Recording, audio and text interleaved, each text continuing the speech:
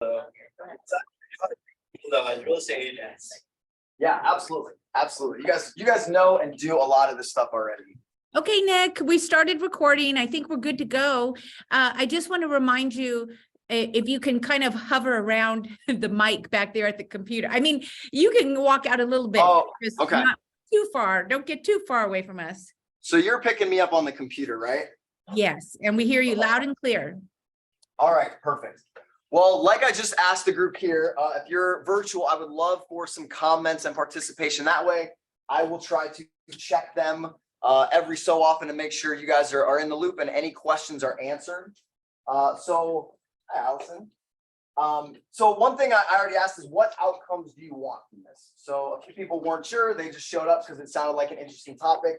But if you're virtual, I would love to know, what are you doing here? What do you want from this? What are some things that I can deliver? I want to make sure I'm here for you guys and not just sharing the stuff that I like to share because I like it.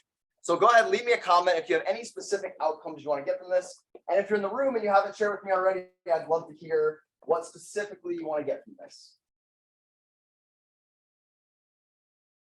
Perfect. Allison, yes. Cold calling mindset. Cold calling mindset. Okay, perfect. We'll get into that. So how many of you think that the next 5 years in the real estate market in LA is going to be the same as the last 5 years? Might be a little different, huh? Have you guys looked at the mindset and your strategies going forward to adapt into this new environment? How much time have you spent on that? So I usually do a training, NLP, how to influence people, and then how to program the subconscious. So that's kind of my usual shtick. Last time I was here, I did that. What did we do? A 90-minute talk on a lot of strategies to influence people in language patterns. This year, I'm going to mix it up a little bit. I got just a message to have a kind of a specific process I'm going to lead you guys through. And it's going to be a little different. And I'm going to give you the resources to get my NLP sales training, which has kind of the language pattern and some more specific stuff. Does that sound good? Yeah.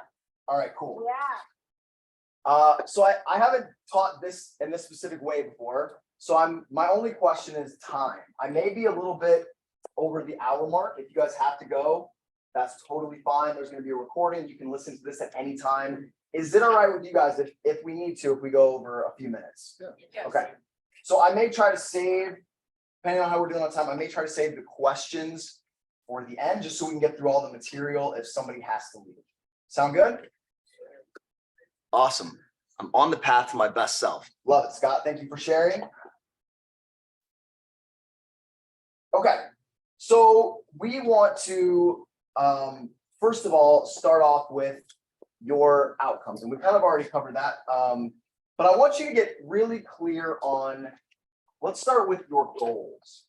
What are your goals for your business? How many of you have clear business goals for the next 3 months, 12 months, and 36 months?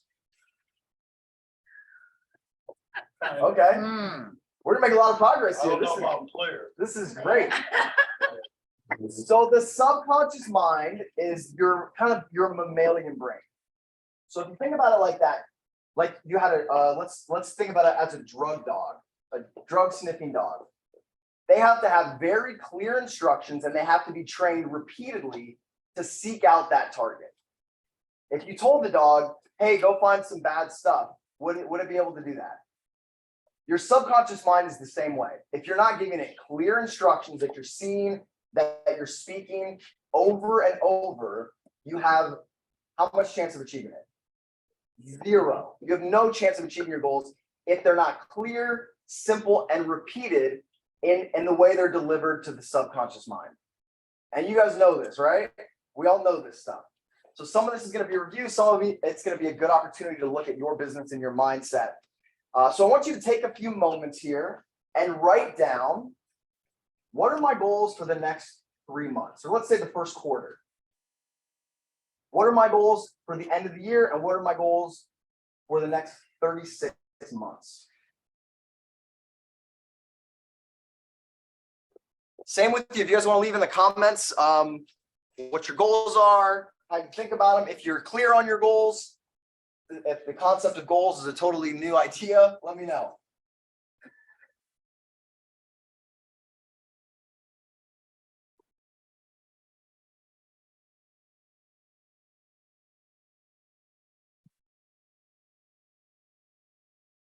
while you're writing, if you guys want to share, how do you think about your goals? Is it in commissions? Is it in your net income? Is it in the number of families that you serve? How many deals that you do? When you're setting goals, I don't even know your exact goals, but what are the units that you're measuring it in? The unit of measurement Yeah. is units. So units moved. Yeah, units move. Okay. And is that that's the goal for the office? Is that the goal for the individuals? I know for me as an individual, I choose units Okay. over volume. Okay, great. I choose GCI every time. No offense, but that's the important thing. That's the income, right? It's income. Yeah. Yeah, your income that you make. Does your income matter? Is that why you guys are here? That's slightly important. All right, so keep writing your goals if you're still working on that. We're going to take these, now that you're going to get clear on your goals, we're going to connect them to your emotions, because emotions are the leverage. We act the way that we feel. And so if we can connect our outcomes to our emotions, that's going to give us the leverage to get there. Then we're going to look at, there's only 3 things that are going to stop you from accomplishing that goal. That is, once you're clear on your goal. If you don't have a clear goal, you're not going to get there no matter what. But there's 3 things that could potentially stop you. So we're going to go over those 3 things. We're going to use them for our good to accomplish our goals. And then I'm going to share with you how to prepare for inflation. Do you guys think the government's going to stop printing money? Do you guys think it matters who the president is, whether they're Republicans or Democrats? No, they're printing money and inflation is coming. So that could be a good thing or a bad thing. We'll go over that a bit. And then at the end, I'm going to give you 2 gifts. I'm going to show you how to get my Nothing Down real estate training and my NLP rapid fire sales training. And that's more of the language patterns for influence. Does that sound good? Yeah. Does anyone want to share their goals? Why are you looking at me? Put you on the spot here. I will. Yeah, love to hear it. New agent, so first quarter, get my first client, Okay. expand my sphere. And get my my business systems in place. Great. So first client, is that a clear goal? Absolutely. The second one was expand your sphere. Yep. How would we measure that? How would that? It's based on my contact list. Okay. And so what's your goal for your contact list? Oh, I didn't put a number to it Well, because I haven't got all my contacts in there okay. yet. I don't exactly know where I'm starting. Okay. So I don't need that right now, but that's something to keep in mind is that drug sniffing dog, the mammalian part of your brain, you got to train it by giving it those clear instructions. Does that make sense? Mhm. Okay, perfect.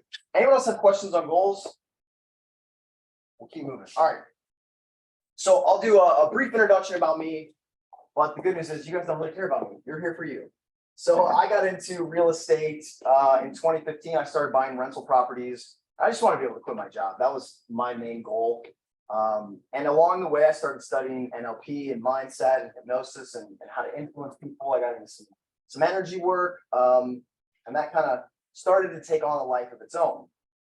And then COVID hit, and I had some jobs that weren't finished. I was trying to refinance some properties, and the banks weren't going to refinance for me. And I was trapped in Panama for 2 months. So I started to freak out. Did anyone have a freak out moment when COVID first hit? I was like, I don't know how I'm going to pay my bills. I don't know if my tenants are going to pay me. And I saw a webinar about how to buy real estate with nothing down.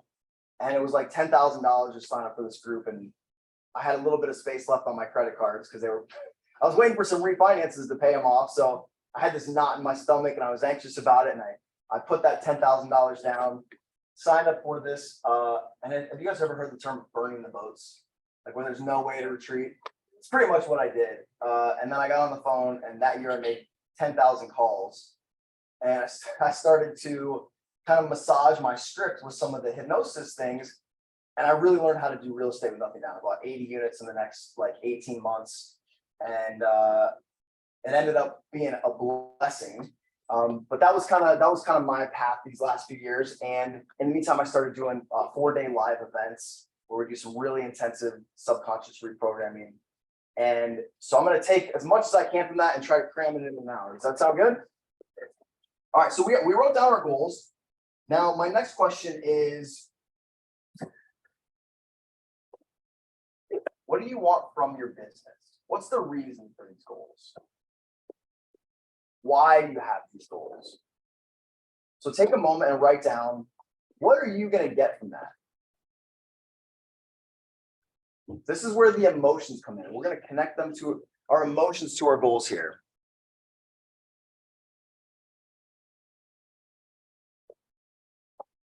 And if you're virtual here, go ahead and share what's the reason you're in this business? What do you want to get from it?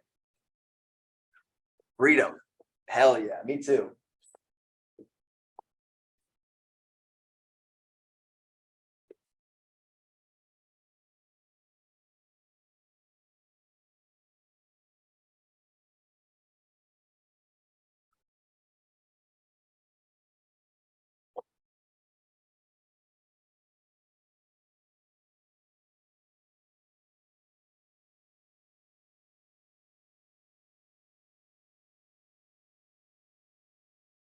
Some of this may be a way to connect with others. It may be a way to serve the community.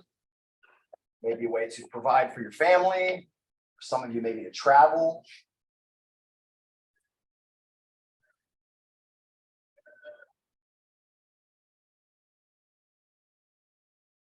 And while you're writing, who wants to share? And if you're virtual, I would love a comment as well. Retire early and with comfort, financial comfort. Here's a tip. What you want is not money. What you want is what money provides. Does this make sense? So money's not going to be the emotion. So if you can dig one layer deeper and find out what's that money going to give me? What am I going to spend that money on? What am I going to do with that money? So for me, I value adventure and I value learning. So when I get money, I spend it on adventure and traveling the world, learning from the best speakers, hypnotists, coaches in the world. That's what I value. So every time I have an opportunity to stay home and work and make money or adventure and learn stuff, which one do you guys think I choose? The adventure, right? I make enough money to do what I want to do. Now, sometimes that conflicts with my goals. Do you guys ever have that where you're like, I want to go on vacation, but I want to make money? Yeah. What's that feel like? What do we call that? Conundrum. A conundrum, yeah. But sometimes it seems like self-sabotage, doesn't it? Self-sabotage is always a conflict of our values. And if you want to know what you value, look at your life right now, because you always get what you value.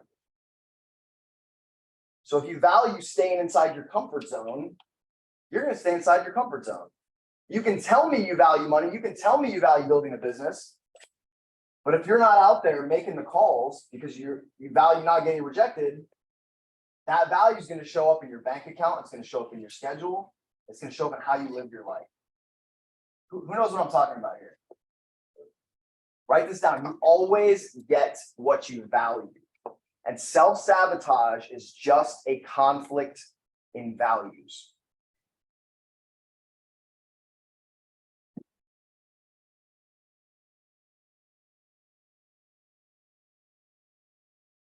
Your nervous system has a hierarchy of what it values, and it's like that drug sniffing dog. It's always seeking out to deliver your values to you. So take a moment here and let's look at your life. I want you to write down, what do you have in your life and how does that reflect what you value? Some of you value not getting your heart broken in relationships. How likely are you to be in a relationship? Very low. But most people, they want to be in a relationship and at the same time, they don't want to be in a relationship, right? This is what we call a conundrum. If you don't have your values lined up with your business goals, will you ever succeed? No. So we have to make sure that your values are aligned with those business goals. So take a moment. You said why you want to succeed in business, what that business is going to do for you. Let's make sure that's lined up with your values. And that the business is not an impediment to you living your values. It's the vehicle that gets you there. This is the first step.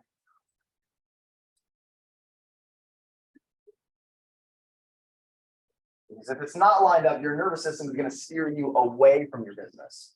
And then it's going to feel like you have to use willpower and force and drive and motivation. But it's never going to be sustainable. Let me know if you guys can hear me virtually. And let me know what you value. What do you value? Give me a comment. What do you value? So who wants to share? Who values something? Time with my loved ones. Yeah, time. Does your business give you time? It can. Can it also take away your time? Yes. So the meaning you make will affect what actions you take. What else? What else does your business give you? So my rentals, I always thought they were going to give me freedom. And after a few years, they did to some extent. And then I had property management issues and tenant issues and a bunch of things came up. And I realized this is no longer aligned with my values. It got me out of my job. It allowed me to do some traveling. I built up some equity. I wrote, I was writing about the inflationary wave, wrote that up. But I looked at it and I said, I can make so much more money doing deals with way less time. And I decided to sell all my rentals because they were taking away from the things I value. And the longer I stayed in that, the worse I got, the more miserable I was, the more I wanted to avoid it. How many of you have ever been there where you get down a hole somewhere, you commit to things and you realize it's not what you wanted at all? All right. Values family. Great. Okay. So the next step here is let's figure out so far why you haven't accomplished your goals.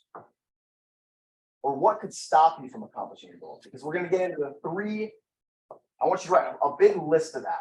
Because we're going to get into the 3 ways that are stopping you and how we can use those to turn that around. So take a moment and I want you can close your eyes if you want. And I want you to really ask yourself, what has stopped me from accomplishing my goals? Or what could stop me going forward from accomplishing my goals? If you need to take a deep breath, close your eyes, ask your subconscious. And don't filter the answers that come up. Just write them down. Write as many as you can think of. This is basically a process of handling objections from your subconscious. How important is it in sales to handle objections while they're small? Get them out in the open. That's basically what we're going to do here with our subconscious.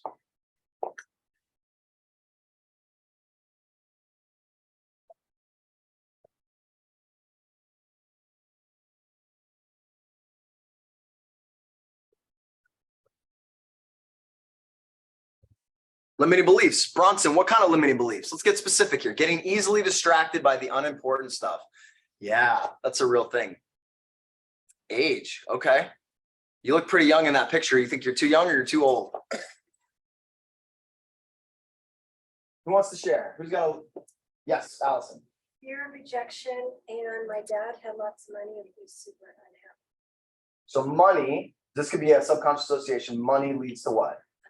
Unhappiness. Well, you want money if you're going to be unhappy with money. And what was the first one? Fear of rejection. Fear of rejection. She's the only one that has it, right? No one else here is afraid of rejection. Our million years of evolution programmed into us have made it so we love getting rejected, right? We get rejected by our tribe. What happened? We die. Yeah. This is natural in our system. There's nothing wrong with having that feeling. The problem is if you let it run your life, because there's ways around it. So we can give that a new meaning. Okay. What else? Procrastination. Procrastination. What causes procrastination? Anxiety. Fear of what?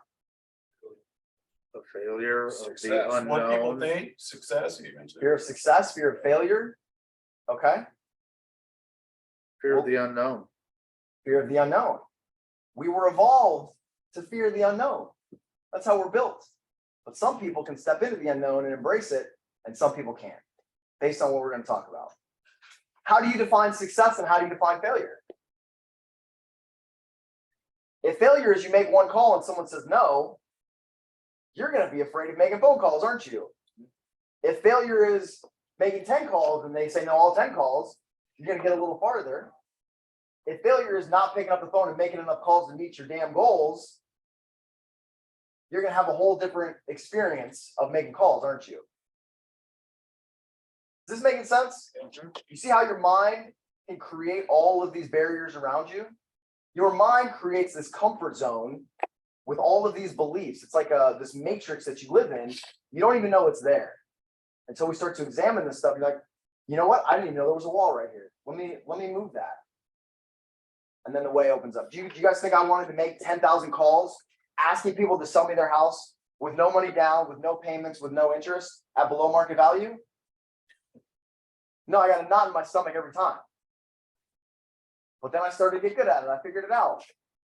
I learned what to say. Pretty soon people were practically giving me their houses and they were happy to do it. But it took me a couple thousand calls to actually get comfortable. Failure would have been me not being able to pay off my credit cards, not getting rejected on a phone call. Does that make sense? So we want to really look at how we define success and how we define failure. Fear of other people's opinions. Absolutely. This is something that everybody deals with. All right, you guys all have a good list now of things that could stop you?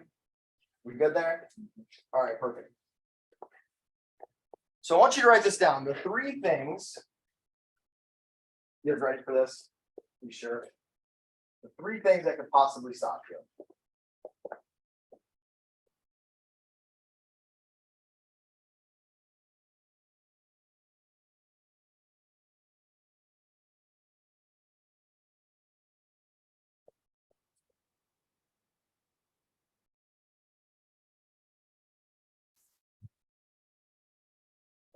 So for those of you virtual, I wrote on the whiteboard, state, story, and strategy. These are the 3 S's that can stop your business.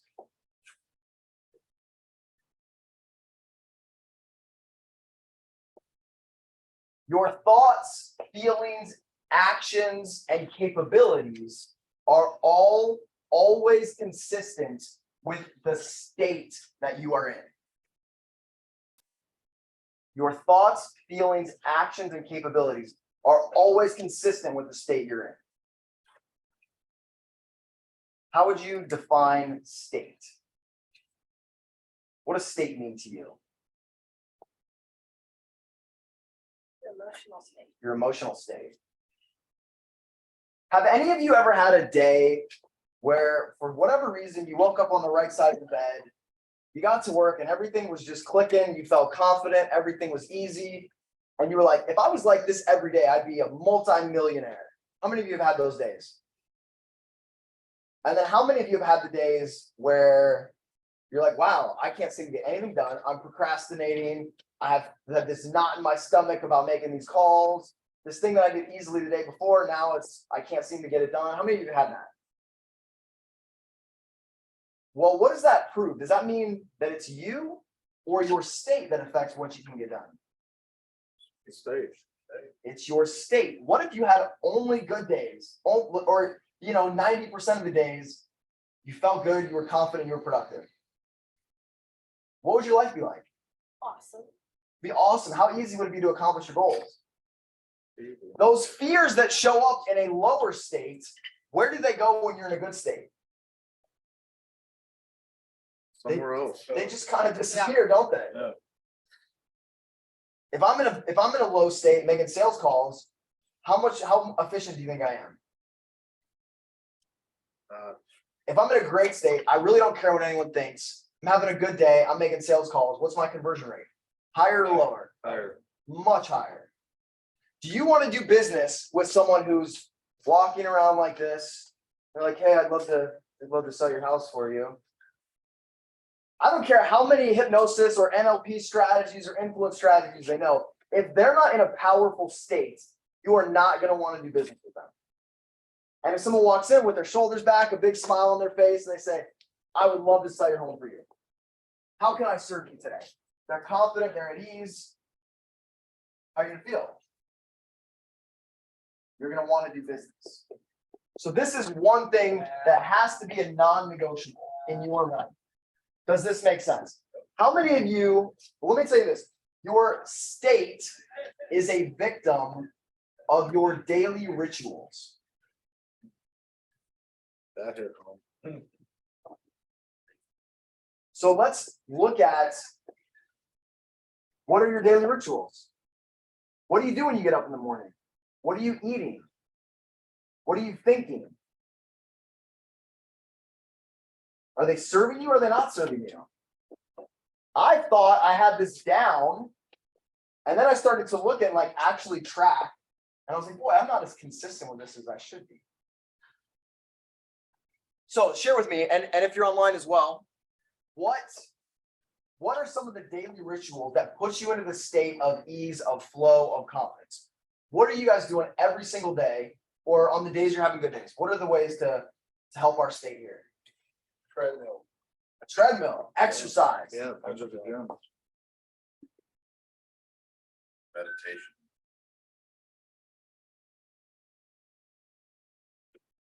Your body is in this feedback loop with your mind. So if you're not sleeping, if you're not getting in tune with the natural cycle of light, if you're eating junk food, if you're drinking too much, if you're not moving your body, you will literally not have the building blocks in your endocrine system to put you in a good productive state. Dopamine, serotonin, oxytocin will not be available to the level you want. If you're exercising, if you're taking care of yourself, if you're eating well, it will be so much easier to get into that state. How many of you know, like, this is true and you're like, yeah, I really haven't been doing this, right? So meditation as well. So this is a really powerful one for me. And how many of you meditate? Okay, we could do some work here. So I was listening to, you guys know who Tim Ferriss is? And let me know online if you guys meditate. Meditate, eat right, exercise, gratitude journal, perfect. All right, so Scott, yeah, so we're all over this meditation. So I used to listen to the Tim Ferriss podcast, and after, I don't know, probably 20 episodes, he would ask his guests questions about why they were successful. And these are like millionaires, billionaires, top performing athletes, entrepreneurs, creative visionaries. And you know what every single one of them said? Savers. Well, no, well, yes, but that's part of this, but they all meditated. Every single one of these people were meditating. Do you think that might be worth looking into? So what happens, I could do a whole course on this, but let's keep it simple. What happens is throughout the day, we get stimulus. We worry about what someone thinks. We're scrolling through Instagram and our nervous system lights up and gets distracted. Somebody cuts us off. And our endocrine system releases emotions or energy into our body. And through the course of a couple of days, that starts to build up. And etherically, or if you guys are into some woo-woo stuff, that basically puts noise into your aura. And so when you meditate, what you're doing is letting those thoughts come up, seeing them, and releasing them. Because our body and our brain is an antenna for vibrations of thoughts. And so when we meditate, you're clearing that antenna out so you can have clarity. Does that make sense? If you guys tend to ruminate on things, this is a great practice. And even if it comes up, that thing you ruminate on comes up in your meditation, watch it and let it go. Learning that process literally will shrink your amygdala. The size of your little flight or fight trigger in your brain will literally shrink from meditation. Make sense? All right, so we got a couple things here. What else? Listening to upbeat music. Upbeat music. Yeah, music's a great state change for sure. Journal. How many of you journal? Toyed with it. Okay. It's great to get clear on your goals every day. Just what are my goals? What am I working towards? Why am I doing that? Yes, Allison. The last couple of weeks, I've been writing down gratitude and affirmations, and it really increased my. Absolutely. Affirmations are a really powerful tool. So it's basically self-hypnosis. Have you guys, anyone read Think and Grow Rich? So he talks about auto-suggestion in that book. Twice a day to read your goals out loud. And you're telling your nervous system, you're basically commanding that mammalian brain, that dog in you, hey, go search for this. Go find this. And after a while, if you do it enough, it just becomes what your nervous system looks for. That's a great way to put yourself in state. And then for me, one of the most powerful ways is to visualize. So there's a few secrets to visualizing, but basically if you can go to the end state, the outcome or the goal that you want, and live that in your imagination, your subconscious mind will find the way to create it. What do you think is more powerful, your conscious mind or your subconscious mind? The subconscious mind. Most of us, though, are trying to accomplish our goals with our conscious mind. We're not giving clear instructions to the subconscious. And the way to get those instructions into the subconscious is with emotion, and you want to experience it like it's already happened. So when I wanted to start buying bigger apartment buildings, I was doing houses and duplexes and triplexes, but in bigger buildings, they have laundry machines. They have coin-operated laundry. I didn't have any houses with coin-operated laundry. So in my mind, I would imagine going into the laundry room. I would physically move my hand like this while I was visualizing, so you guys can see me. I would put the key in the laundry machine. I would turn the key, pull out the coin drawer. I would dump it into a coin bag. I would imagine hearing the sounds of the coins, feeling the weight of that bag. I did that for a couple months and then I stopped. And then in the next few months, I bought an 8 unit, a 6 unit, a 12 unit, a 4 unit, and I think another 6 unit, all with coin operated laundry. My subconscious had a target and I experienced it like it was real. I told it exactly what I wanted. Does this make sense? So from your goals, what you're going to get from your business, what's that end state for you? Is that a vacation on the beach? Is it a new house? Is it a vehicle? Because if you're not living that in your mind, you're not telling your subconscious that that's what you want. Does this make sense? Will your state be affected if you do these things every day? Absolutely. And if your state is better, what's going to happen to your business? It's going to be a lot better. It's going to be a lot better. All right, how are we doing so far? You guys have any questions?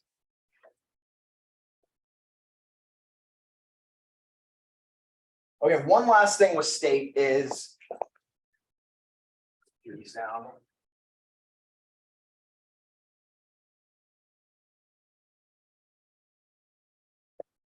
Your focus. This is the ultimate lever for your emotions.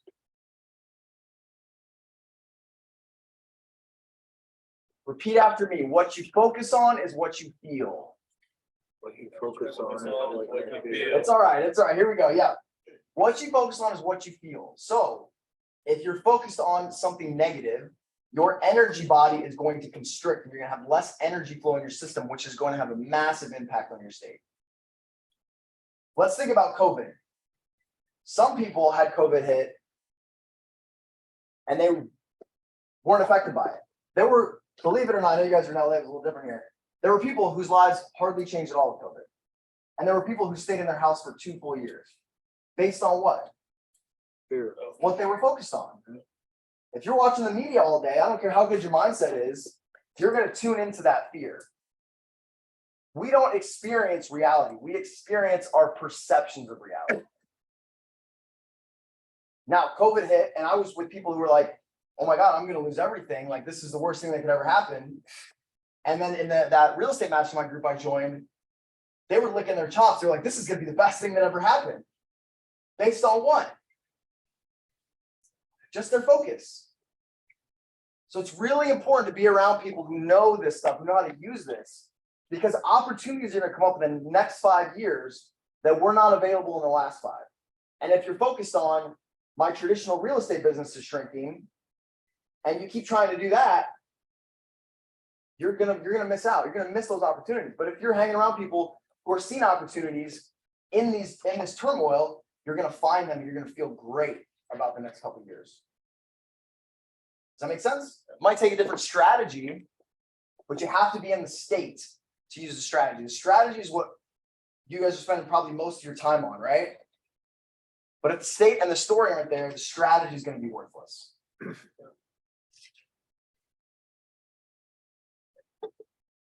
All right, and then this is where I help most of the people I work with, is in the story they tell themselves. And there's 3 types of stories, so write these down.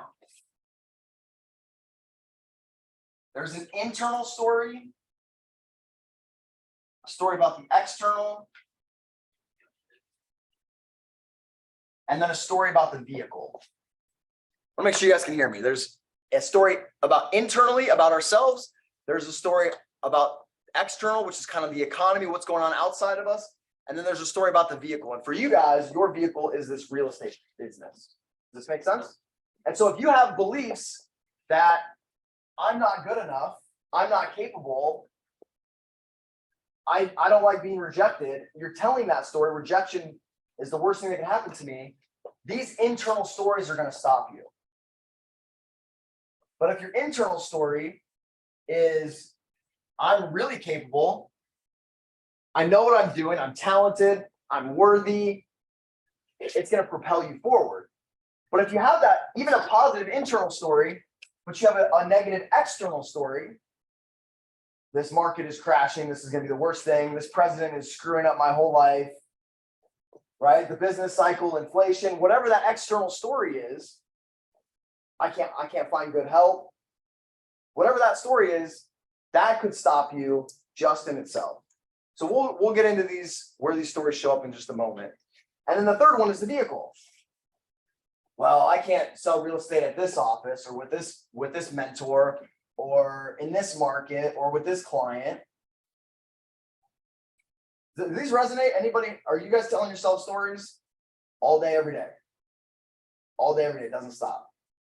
So you have to, and this is another thing that meditation is good for, is we can sit and meditate and observe the stories that come up.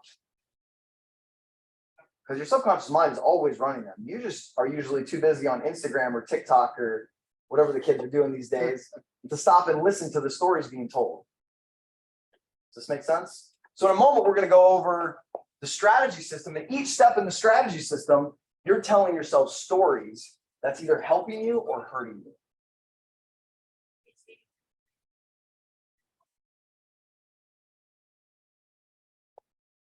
Make sense? How we doing? Anybody want to share a story they tell themselves? If you don't want it to be personal, just what's a story you're telling yourself about this market or this economy?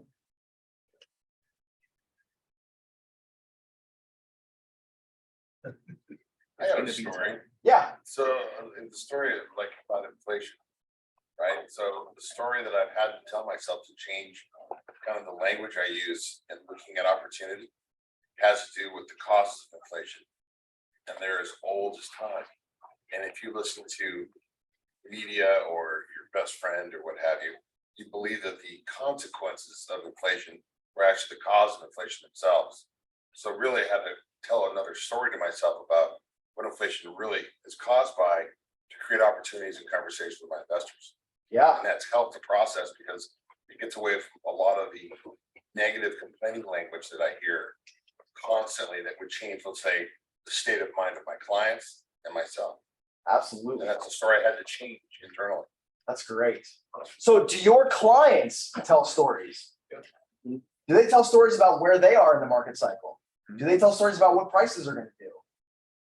Absolutely. Do they tell stories about the neighborhoods you're showing them? So if you can interject yourself in your client's stories and you can guide them to have another focus, they'll have another feeling or another experience.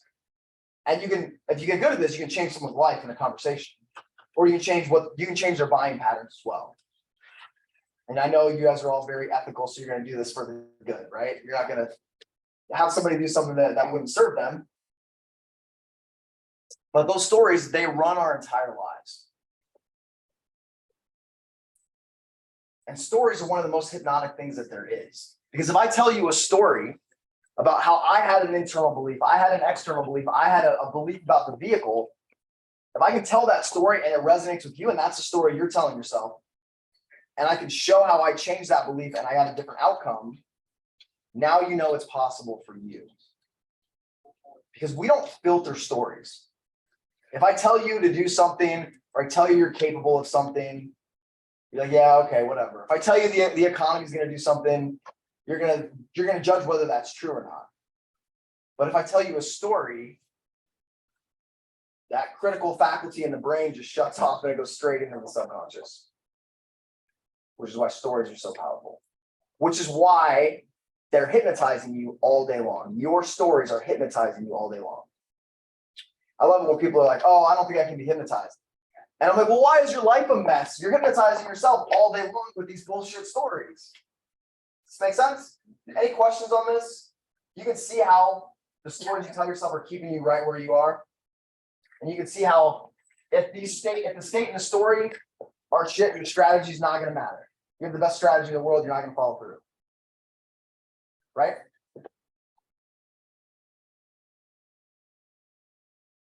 All right, so let's look at, oh, we're doing great on time. Let's look at a strategy cycle here. So I'll flip this board around in a moment and show you guys. So this may or may not be your sales cycle. I just put up some random numbers here so you get an idea. You can adjust this to you. First of all, so for those virtually, it's basically a funnel that says lead, prospect, contract, deal, and then referral at the bottom. How many of you know your numbers for each step of this process? Sort of. Zero? Zero, Okay. zero, zero, zero. All right, well, this would be a great start for you to set up. If you don't know these numbers, you have a hobby, you do not have a business.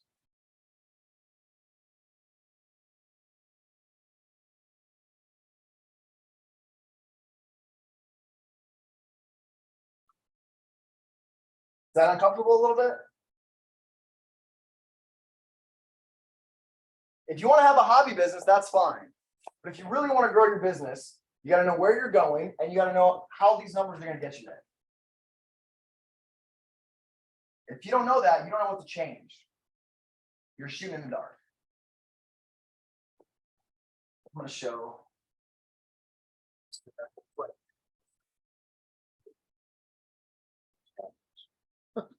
Oh yeah, I don't know if they can see it. So lead, prospect, you'd have a contract to serve somebody, and then you get a signed deal, a closed deal, and then a referral. So these are the steps. So if you don't know these numbers, if any of you online know your numbers and your percentages for each step of that business, just let me know. I don't need to know exactly what they are, but I want to know that someone out there is tracking these.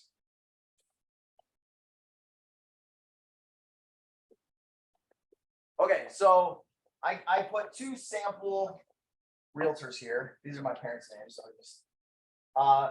it was easy. So let's say Tom has a list of 20,000 and Betsy has a list of 10,000 people. All right, is that good or bad? It depends. Depends how they use them. It depends if they're strong leads, if they're not, right? So let's say Tom takes these 20,000 leads and he turns 1,000 of them into prospects. And so prospects would be, this is in kind of the relationship building phase. We're getting to know them. We're becoming familiar with them. They're starting to like us. They're starting to think of us when they think about their real estate needs. Does this make sense? And the lead phase, how many of you guys are posting on social media every day for your business? We got 2, okay. This is the greatest form of marketing. This is the greatest age of marketing that has ever existed. You can take out your phone and have a couple hundred of the people that are closest to you that are most likely to do business with you see you posting and be in their minds. If you are not posting a couple times a week on social media, don't expect to grow your business. You're not going to be able to compete with people that are. Does this make sense? Now, finish this sentence. Everybody wants to buy, but nobody wants to be sold. So if you're on social media like, hey, I'm your realtor, I'm going to find you a house, I want to make some money, like give me a call, how likely are they to do business with you? That age was 20 or 30 years ago. Right now, you have to add massive value. Massive what? Value. Value. You have to entertain and educate. You have to show the deals you're doing. This is a great house and a great market. I just want to show you guys how cool this is. Check out this property. Do people like seeing houses? Everybody loves looking at houses. You'll captivate them. Oh, look at this pool. They're gonna get ideas for their house, right? This is why Pinterest is so popular. People go and look for this stuff. If you're sharing that and you're saying, oh, people are wanting to move to this market, these homes are going quickly, they're gonna know you know the market. You're gonna set yourself up as an authority.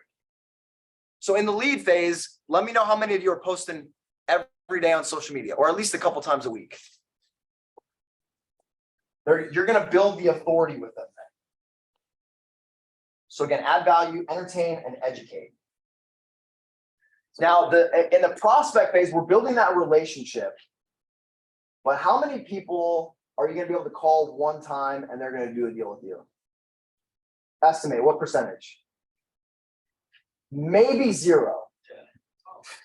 So if you don't have a good follow-up CRM here,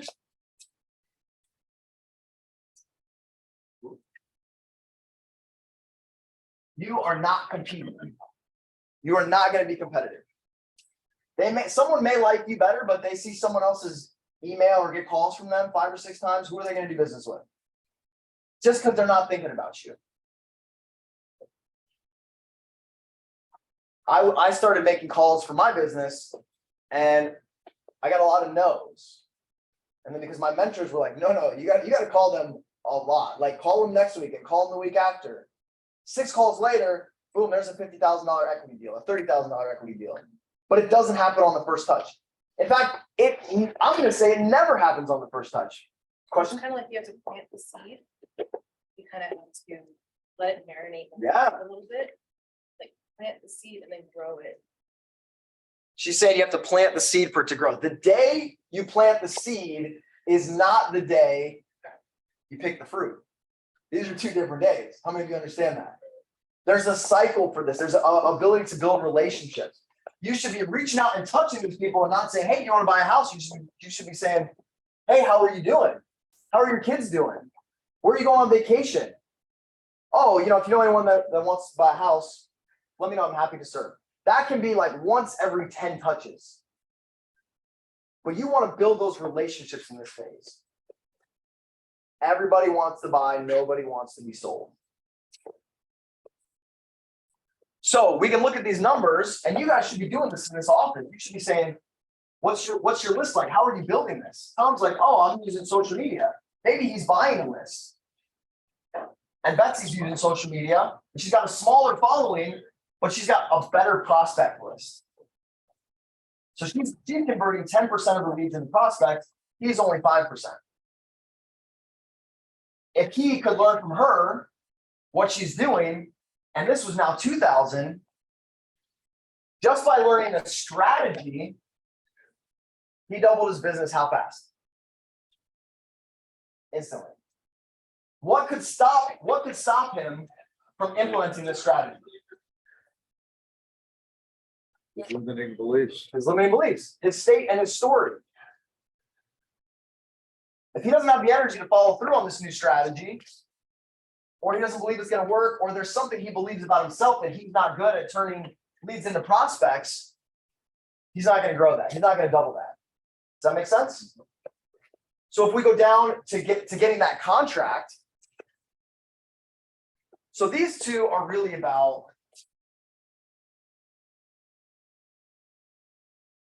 this is about having great service, about following up, about listening to their needs, about delivering what they want. So he's turning about 10% in this example, 1%, 10%, sorry, from prospects into contracts. And she's at 5.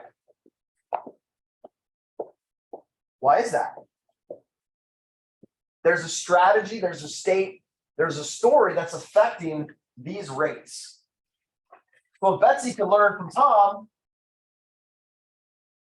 and she could take his strategies or the stories he tells himself, and she could adopt those stories as her own, and she could double this, now her business just doubled. There's something that some of you are doing to get a prospect into a contract that is working like a charm, and the person at the desk next to you has no idea. And it could be a simple language pattern. It could be a simple follow-up sequence. It could be something really simple that they're just not executing on. But if you don't know these numbers, if these 2 didn't know these numbers, how are they going to change them? You see how easy it is once you know these? So the stories can stop that. Now, the only thing that's really, once you have a contract, the only thing that's probably affecting whether that turns into a deal is pricing. Are you willing to charge low enough? Do you know the market price? Are you willing to charge low enough? Are you willing to charge for your buyer to pay enough?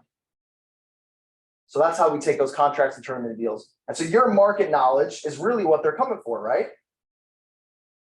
You know the market, you know what deals should be priced at, you know how fast things are going to move.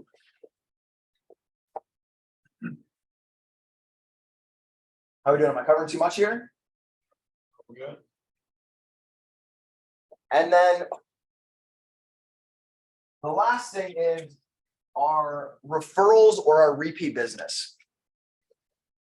All right, Miguel knows his numbers. That's awesome. How many of you have a referral system where you measure how many referrals and you ask for referrals? All right, this is great. We have so much opportunity here. A referral will be 80% more likely to do business with you.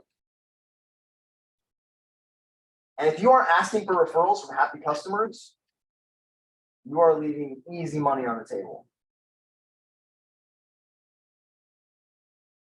But you guys know this, right? This isn't anything new. You just got to have the state and the stories to execute these strategies. So let's look at this. Betsy takes 45 deals and turns them into 40 referrals. Tom he's doing 75 deals, but he's only getting 10 referrals. Maybe she's got a simple strategy where she sends a gift basket after a deal's done, spends 50 bucks on it with a card that says, I absolutely love serving you. I'm so glad we found you the right house. I'm so glad we could sell your house. Here's a gift that shows my appreciation. Oh, and I build my business on referrals. I'm happy to help if you want to send 1 or 2 people my way. I'd be happy to serve them the same way I serve you. And I don't know if that's going to work or not. I'm not a realtor. I'm just throwing out ideas here. But if that simple strategy works and Tom applies it, even if he gets half the results, he goes from 10 to 20 referral leads. Just like that from a simple strategy. But if he's got a story that doesn't work, I don't want to spend the money, or he's not in a good state to follow through, it's not going to matter. In this framework of state story strategy and this funnel, completely change your business quickly. And why aren't we executing on it? Forgot. Okay. What's the story you're telling yourself about this? It's too hard. I don't need to. No one else in my office is doing it.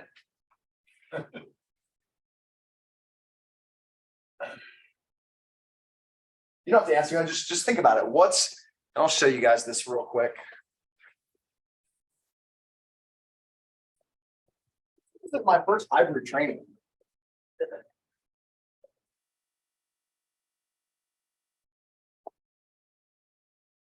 So if this is your sales funnel, you got your leads, prospects, which you turn into contracts, which you turn into deals, which you should turn into either referrals or repeat customers. And so these are 2 sample agents and what their numbers might be and how we can compare these numbers and change the strategies or the stories in one of these systems to change your business overnight. If you guys have any questions on that, let me know.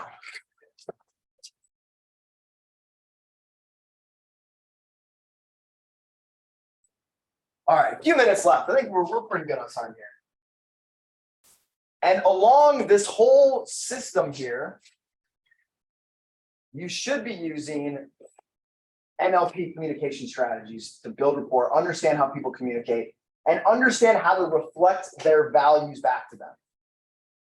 We always get what we focus on and what we value.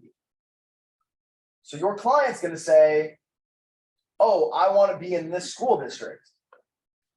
I want this feature in my house. And if you go and you point out a house and you sell them the features that you want, you're not going to connect with their nervous system. You're going to show them the backyard with the grill because that's what you want. And they're not gonna care about that. They're gonna want a big vanity in the bathroom with, you know, all the things. You're selling them the values that they want. You're selling them that emotional experience. That's literally how you connect with someone's nervous system. And once you connect with their nervous system, you can change their focus. And it'll change their emotions, it'll change their decisions and their buying patterns. But you have to listen to what people say they want. 2 ears and one mouth. You know what that means? Twice as much as you talk. That's right. This is understanding the language piece is really the closest thing there is to magic and casting spells on people. Because you can literally change their state, you can change their perceptual filters, how they see the world, how they think about the future, how they perceive opportunities. You change the stories in their head, which, as you know, can change your life. So I'm going to give you guys in a minute, I'll show you how to get my NLP sales training.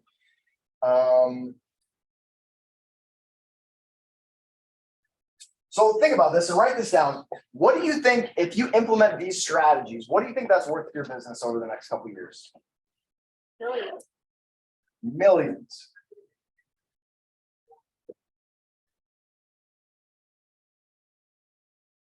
If you can change your state and your stories, strategies are going to be really easy. You guys are at a world-renowned organization here. They're going to have strategies to get you to the next level. Yes or no? It's not a matter of strategy. It's the stories you're telling yourself and the state that you're in. So take a minute. I want you to actually write down what it's worth to you. If every day you're putting yourself in that good productive state, you're focused on your 3-month, 12-month, 36-month goals. You know exactly what they are. You put them into your subconscious. You're examining those 3 areas. And you're keeping track of your numbers. And you're examining your state, your story, and your strategies within those areas. How many more deals are you going to do? Year or 2. Whatever, however you want to think about it. 1 deal a year, how much money does that put in your pocket? You can do one extra deal a year from this, 1 a quarter. Okay, so let's wrap up. I want to share, if you guys have any questions online, let me know. All right, I want to go over how to prepare for inflation. You guys want to go over a couple strategies for that? So there's a few things we can invest in for inflation. And the first thing is ourselves. If you're a doctor and you're the best doctor in the world and you invest in your training and your skills, are you going to be rich no matter what happens with inflation? Yes or no? Yep. If you provide value in your market, you can adapt to the changing times. You can stay ahead of the trends. You can lead people. You follow through. You have the systems. You're tracking. You're learning from others. Are you going to get rich no matter what inflation does? Absolutely. So you have to be around people who can take you to that level. You have to be investing in yourself constantly. That's how we can make sure we don't stay stuck in these patterns. Most of you have a number of leads, have a number of prospects, have a number of contracts, and you're not measuring it, but your subconscious knows, and it's delivering about the same thing probably every year. Is that accurate? Well, how come somebody's doubling this, somebody's tripling this, and someone's doing half of that? It's just their state stories and strategies. So you have to look at this so you know where to make the tweaks. So investing in yourself is the first step for inflation.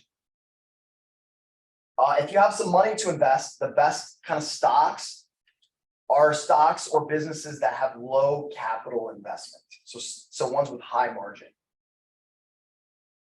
So ones that aren't having to constantly invest, because when you're having to constantly invest in the business, those prices go up as well. So the margins will stay slim. Does that make sense? I know that's probably pretty vague, but that's a way to think about investing. The next thing is, the next few years are going to be the perfect time for the strategy. You may or may not want to use it, but you should be aware of it. What just happened to interest rates? Do they double? Do they more than double? What happens with the price of houses when that happens? They get killed. And it hasn't, has it happened here? Not too bad yet. Okay. Okay. So a lot of times what happens is someone paid $1 million for a house. Let's say they put 20% down and they owe $800,000 on it. Well, if interest rates double, that becomes way less affordable. Yes or no? That payment's going to be way up if they're trying to sell it, which means they're going to have to drop the price 800, 700, maybe lower if things get bad. Does this make sense? Mm-hmm. What if there was a way that you could help them sell that house without having to bring money to the closing table? Or if you can make money on it without doing it in a traditional way. So there's different ways to, and many realtors think this is illegal, but it's perfectly legal. I do it all the time. You can assume a mortgage or you can do a lease option. And you can use that low interest rate to sell that home to someone else. Because if you had an $800,000 house with a 3% interest rate versus someone having to go to the bank, maybe they would only pay $700 for, but they got a 7% interest rate. Which one's better? Probably the lower interest rate. You're gonna have a lower payment, and if you're gonna be living in the house for a while, it's gonna be great. Now that seller's not gonna have to bring your fees to the table. So you can put these houses under contract, either assuming the mortgage, which it's not technically assuming the mortgage, buying it subject to the existing mortgage, or with a lease option. Does this make sense? It's more complicated than this. I just want to give you guys a strategy, because if you don't have the strategy going into this changing times, your old methods are not going to work. Your old methods of putting a deal on the market and having 5 offers at above market value, those days are pretty much over, right? Unless they drop interest rates and they say we're only leaving interest rates down for 6 months, then you're going to have a flood of people. But unless that happens, people are going to be underwater. So you need a strategy.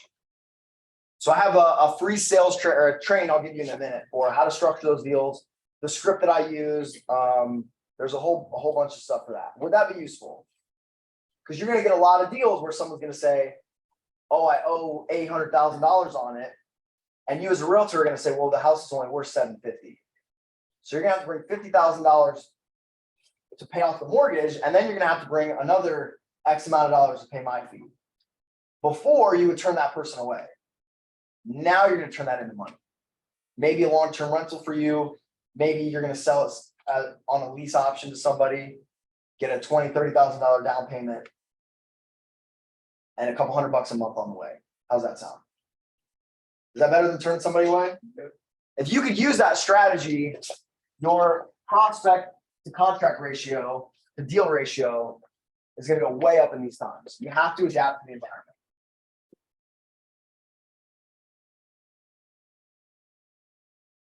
And then the last thing for inflation is, and it's a distant fourth, is you can buy hard assets.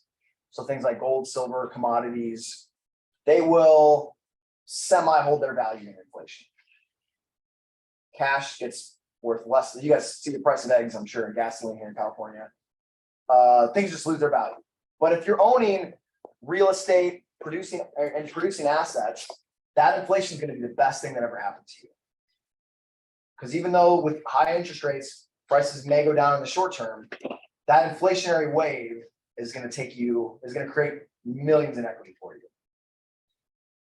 You guys know this is nothing new, right? Okay. All right. Any questions? Any questions online? Do you have some things that you can take home and implement in your life? All right, good. That's what I wanted to get out of this. So I'm actually in town because I love learning from the best in the world. I'm in town for a friend of mine's seminar. His name is Marcel Klein. He's a young guy, super successful. He's coaching the best business leaders in the world. And he's got a 2-day seminar, which starts tomorrow. I'm not making anything on this. I just wanted to offer that to you if you were interested. He's basically going to be downloading into the subconscious the stories, the state, and the strategies that have served him and have built his business. So I was like, you know what? I'm gonna come see Allison and I'm going to that event. It starts tomorrow. It's $500 for 2 days. But if you guys could take one little thing from that and turn it into one deal, would it be worth it? How many of you might be interested in something like that? I know it's kind of late notice, but okay. Well, you guys will have to let me know, and I'll tell you how to do that. And then I'm gonna write my number on the board. And if you guys text me, either text me NLP, and I'll send you the NLP rapid fire sales training I did, or text me nothing down, and I'll send you the nothing down training I did, or text me Limitless, which is the event, and I can get you some info on the event. And yeah, any questions? Is that the same number that I have for you? Should I put that in the chat? The 513 number? I believe so. Yep, that'd be perfect. Just give them, that's my personal cell phone number. Okay. So Nick, can you repeat those again? The NLP rapid fire training, and what were the other two again, Yeah, please? so if you text me NLP, I'll send you the NLP rapid fire training. If you text me nothing down, I'll send you my nothing down training. And then if you text me Limitless, I'll tell you how to join us at the event for a couple days of reprogramming your money beliefs and stories. Yeah, and then again, that's my personal phone number if you need anything. So yeah, again, the next few years are going to be great opportunities or great turmoil, depending on the state and the stories you're telling yourselves. And so when you know how to handle this, you're going to rise above the crowd. You have to execute on these numbers. You got to know your numbers. You got to know what to tweak. You have to adapt, because again, the next 5 years are not going to be like the last 5 years. Get super clear on those goals. I would look at them every single day. Tell that dog in your brain, that mammalian part of your brain, exactly what you want it to deliver to you. Live in that experience. Spend a few minutes every day visualizing it, imagining it, telling that subconscious mind what you want. And then every step of your business, you should be examining, what state am I in when I'm doing this part of my business? What are the stories I'm telling myself, internal, external, about the vehicle? And then what strategies, who can I model and take their strategies and implement in my business?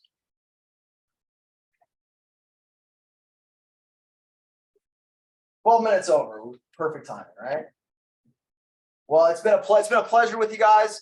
I'm super glad I got to come and present. If you have any questions, I'm here. I'll write my cell phone number on the board here.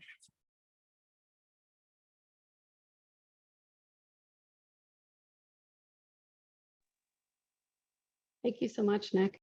Yeah, it was my pleasure. I love coming. If you have any questions online, let me know as well. Thank you, Mina. Yep, that's the correct phone number. So, and I'll hang out for a few minutes if you guys want to chat or have any questions. Thanks for